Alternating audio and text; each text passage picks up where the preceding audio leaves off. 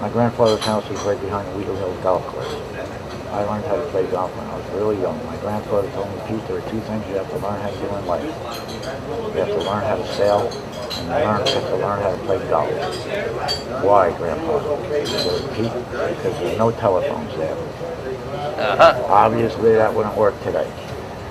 So I'm at the driving range at this place, and I'm whacking the balls out way farther than everybody else. Guy came down, looks at me, sees my little name tag, and he goes, "You work for New England Iron Works?" So I said, "Yeah." And he goes, "You work for me. These guys have their own little golf foursomes, but you have to work for the company in order to be on the golf foursome." What are you doing Monday? Going to work. He goes, "Come at 7 o'clock, bring your coffee." Now Roger asked me, Vice President of the company, "Pete, why do you take off every Monday and Wednesday at 3 o'clock? So I said, "Because I'm taking classes at the University of New Haven." He goes, "Why don't you go to Yale?" I said, "Roger, you don't go from Nassau Community College to Yale. It doesn't work." He goes, "Don't worry about it. I'm on the board of trustees." What? So I ended up graduating from Yale. What year did you graduate from Yale? 1976. 76. What was your degree in? My degree is actually in architecture. So you're an architectural engineer, graduate of Yale.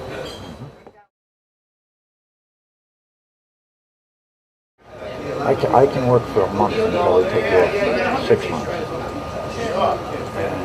It's a hell of a way to live. You don't like that way of life? No, not really. No. How come? I get lazy. There's some kind of mental deficiency that I really think I have, where it's like, hey, I'm smart. I know I'm smart. I work. I make one hell of a lot of money when I'm working. And then it's like, Do you think you rely on that? relax. Do I? Yes, I do. Without You feel like you're gonna make some cash and then I'm gonna dick off for a while. Yeah.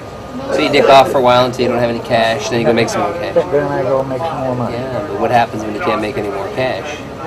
And, How old are you now, did you say? 54. 54.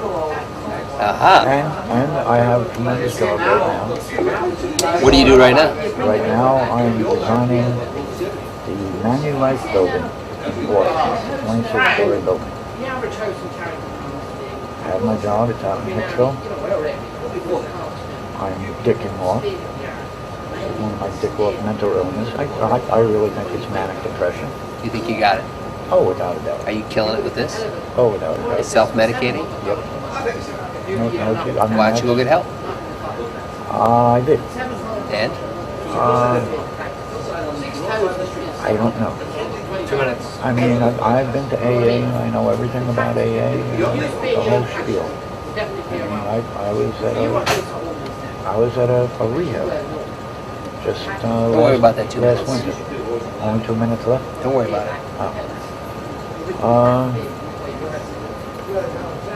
Was I not going to drink? Was I doing good when I was not drinking? Yeah. Why? Huh? Did you like it? Not drinking? Yeah. What I miss about not drinking is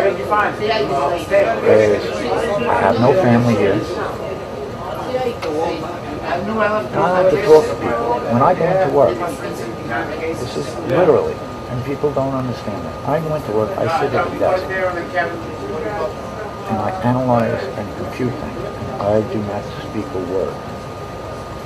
People in the office don't even. You could hear a pin drop in the office. That kind of, not too many people could do it. When I get out of work, hey, I want to talk to people.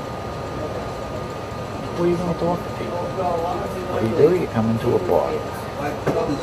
Hey. So what about this? You said that you're living on the streets.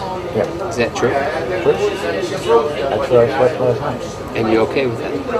No, I hate it. And why do you do it? I'm entirely flat broke. $1,680, I can go and get myself a room. I don't care if I stay in a motel. But I got a place where I can wash. I can put on clean clothes and go into an office. It isn't like I'm working in a garage where I can go in grungy and dirty. I can't go in there looking like that. And I wouldn't embarrass myself. So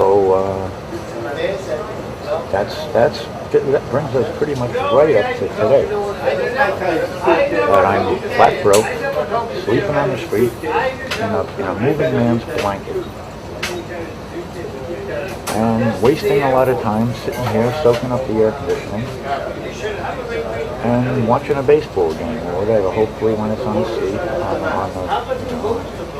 and taking a little bit of verbal abuse every once in a while because I have to. Is that your penance?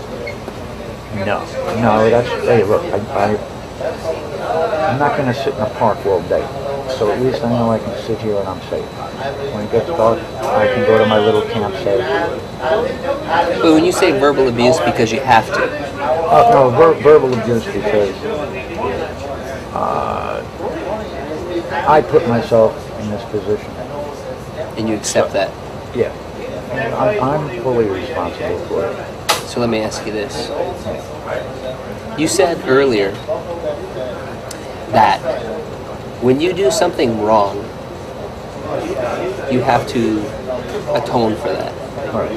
Is this my atonement? I have to get my life back in gear. Are you going to? Yes.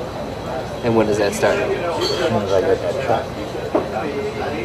Am I going to piss away and drink it all away? Are you? No. What are your plans? The plans are to get a room, clean myself up. I can't let this break me. I'll survive. I survived through living in the mud, shooting a bow and arrow, planting little things in Cambodia. If I can't survive on the street in New Hyde Park, then hey, I can do it. The second that truck comes, bingo. I get a room, I take a shower, I get my clothes from out of here, I get dressed, I go back to work. Like a riverboat gambler, someday you'll lose your touch to a smooth operator who cheats you out of love. When your diamonds turn to teardrops, when your gold begins to rust, it's then you know this feeling, running out of trust.